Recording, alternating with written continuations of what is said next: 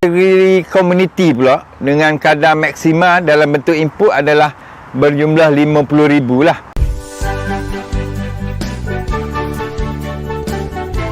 Pertamanya saya ucap terima kasihlah Jabatan Penerangan Negeri Terengganu atas kerjasama mungkin julung-julung kalinya. Ini merupakan satu program untuk komuniti lah, terutama penduduk-penduduk Melanda yang susah. Yang susah berbanding dengan penduduk-penduduk di kampung-kampung, biasanya dia boleh tanam sendiri sebab dia ada ruang, ada tanah. Jadi program ni adalah untuk membantu isi rumah meringankan kos hidup melalui pengeluaran sendiri sebahagian daripada bahan makanan yang diperlukan melalui bimbingan Jabatan Pertanian.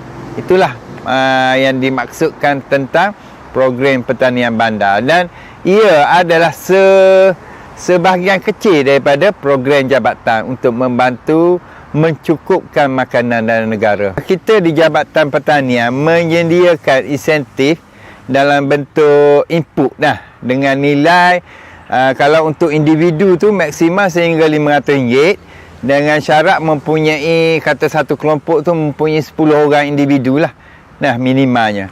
Dan kalau kategori komuniti pula dengan kadar maksima dalam bentuk input adalah berjumlah 50,000 lah. Dengan syarat juga komuniti tu mempunyai lokasi, lokasi untuk buat komuniti. Contoh saya bagi dalam satu taman ada surau. Kita akan menggunakan surau tu sebahagian daripada ruang kosongnya, sekurang-kurangnya 10 penyertaan di situ.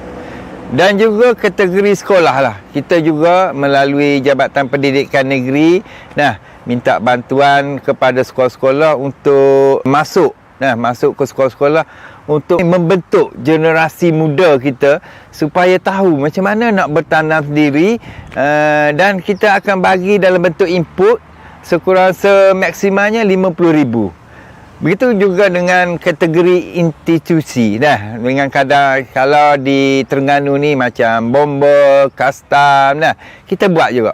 InsyaAllah kita akan bantu juga sehingga 50,000 dalam bentuk input. Sekiranya orang awam banyak yang tak tahu, dia boleh berhubung dengan pejabat kita, terutama di daerah-daerah yang berdekatan lah. Pejabat pertanian daerah sebenarnya banyak yang duduk di pekan-pekan. Boleh ke sana, boleh berhubung dengan sana dan tanya, boleh secara detail mereka mendapatkan maklumat mengenai pertanian bandar.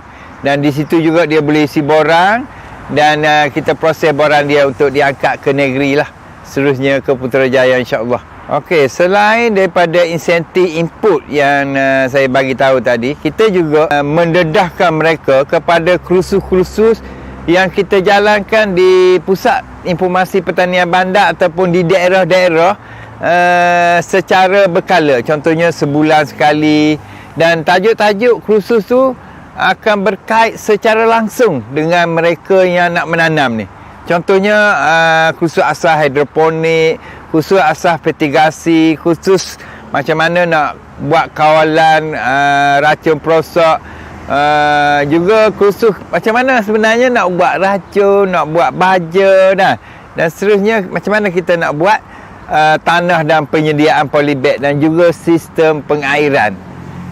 Kita juga mengadakan kempen-kempen lah, dan Jabatan Pertanian alhamdulillah hari ni datang jumpa kita. Ini adalah salah satu kempen kita lah untuk menggalakkan individu dan juga institusi untuk menyertai program-program yang kita anjurkan. Okey, setakat ni program pertanian bandar kita ni bermula daripada tahun 2015 lagi sehingga sekarang lah.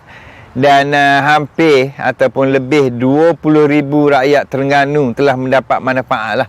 Terutama dia dah tanam sendiri, dan dia datang kursus kita, dia datang ke kempen-kempen kita lah, di mana kita buat program-program bersekali dengan mereka. Harapan kita terlalu tinggi lah untuk memastikan bekalan makanan kita cukup. Cukup dan selamat dimakan, yang pentingnya.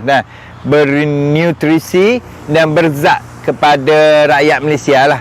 Dan semua orang juga akan menyendari kepentingan keterjaminan makanan atau istilah food security, dan kita semua dapat mengeluarkan pengeluaran sayur dan buah dengan sendiri di rumah sendiri, dan juga dalam masa yang sama kita boleh mengurangkan kos terutamanya kos racun dan juga kos input-input yang lain, insya-Allah.